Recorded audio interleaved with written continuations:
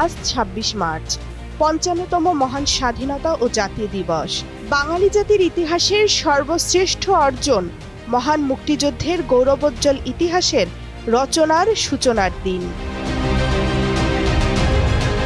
১৯৭১ সালের ২৫শে মার্চের কালো রাতে পাকিস্তানি হানাদার বাহিনী অপারেশন সার্চলাইট নামে বর্বর সামরিক অভিযান চালিয়ে ঘুমন্ত ও নিরস্ত্র বাঙালিদের নির্মমভাবে হত্যায় মেতে ওঠে। গ্রেপ্তার করে পাকিস্তান নিয়ে যাওয়া হয় বাঙালির অবিসংবাদিত নেতা বঙ্গবন্ধু শেখ মুজিবুর রহমানকে। প্রথমে নিজের ও পরে বঙ্গবন্ধুর পক্ষে স্বাধীনতা ঘোষণা করেন মেজর জিয়াউর রহমান।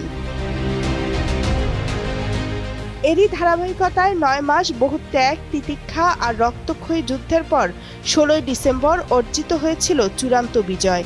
বিশ্বের বুকে জন্ম নেয় এক নতুন মানচিত্র, স্বাধীন সার্বভৌম বাংলাদেশ। জাতীয় অর্জন করেছিল একটি দেশ, জাতীয় পতাকা ও জাতীয় সঙ্গীত। দীর্ঘদিন ধরে শোষিত ও বঞ্চিত বাঙালিরা পায় পরম আকাঙ্ক্ষিত স্বাধীনতার স্বাদ।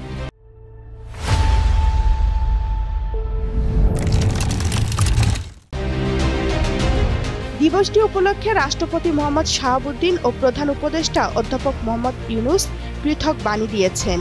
জাতির উদ্দেশ্যে ভাষণ দিয়েছেন প্রধান উপদেষ্টা ডক্টর মোহাম্মদ ইউনূস। সূর্যোদয়ের সঙ্গে সঙ্গে ভোর ৫টা ৫৫ সাভারে জাতীয় স্মৃতিসৌধের বেদিতে পুষ্পস্তবক অর্পণ করে বীর শহীদদের প্রতি গভীর শ্রদ্ধা জানিয়েছেন রাষ্ট্রপতি মোহাম্মদ শাহাবুদ্দিন। এরপর ৬টা ১১ অন্তর্বর্তী সরকারের প্রধান উপদেষ্টা ডক্টর মোহাম্মদ ইউনূস পুষ্পস্তবক অর্পণ করেন। পিনপতন নীরবতায় স্মরণ করেন জাতির সূর্য সন্তানদের। এ সময় বাংলাদেশ সেনাবাহিনী, নৌবাহিনী ও বিমান বাহিনীর সমন্বয়ে গঠিত একটি চৌকস দল রাষ্ট্রীয় অভিবাদন জানায়। এ সময় বিয়োগলে করুণ সুর বেজে ওঠে। প্রধান উপদেষ্টা স্মৃতিসৌধ প্রাঙ্গণে রাখা দর্শনার্থী বইয়ে স্বাক্ষর করেন। প্রধান উপদেষ্টার পর উপদেষ্টা পরিষদের সদস্যরা এবং মুক্তিযুদ্ধ বিষয়ক উপদেষ্টার নেতৃত্বে বীরশ্রেষ্ঠ পরিবার, যুদ্ধাহত মুক্তিযোদ্ধা ও বীর মুক্তিযোদ্ধারা পুষ্পস্তবক অর্পণ করেন।